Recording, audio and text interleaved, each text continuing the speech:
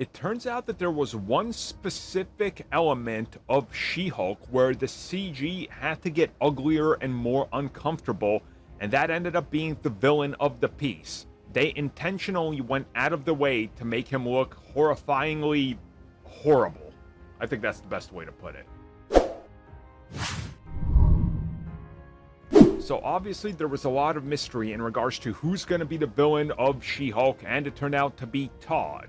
Now, of course, for a brief amount of time in the final episode, we get to see Todd finally become a Hulkified version of himself.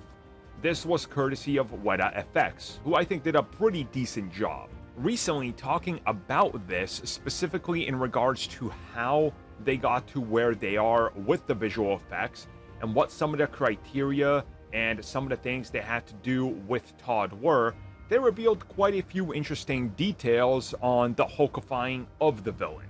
So what they revealed was that they had a completely different model of the character that looked more, well, better. You know, kind of like how Bruce Banner looks when he's Hulk.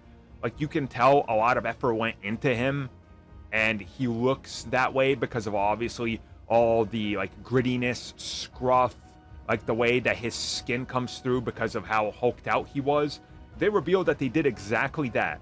When they handed the final effect to Marvel Studios, they came back to them and said, look, this looks amazing, but it looks amazing, and that's what we don't want. We want you to make this character look uglier and more uncomfortable. Keep more of the actor's face in there. Keep more of this, like, a bodybuilder almost aesthetic in there. Give him more Hulk-like muscles. Turn him into, like, a fantasized version of what he believes he is. So ultimately, they decided, okay, so we went too big, he was too hulky, we're only gonna increase his size slightly, and we're gonna make him look like some bodybuilder type who's completely in love with himself, and it's gonna come through and he's gonna look like a complete D-bag. I think they succeeded, personally. I mean, look at it. The CG is good, but he looks off. It almost reminds me of, like, Ang Lee's Hulk to a degree. I don't know how to describe it. But it's always interesting to get pieces of info like this, especially from the people that work on these products, telling you, oh yeah, no, we had a better version.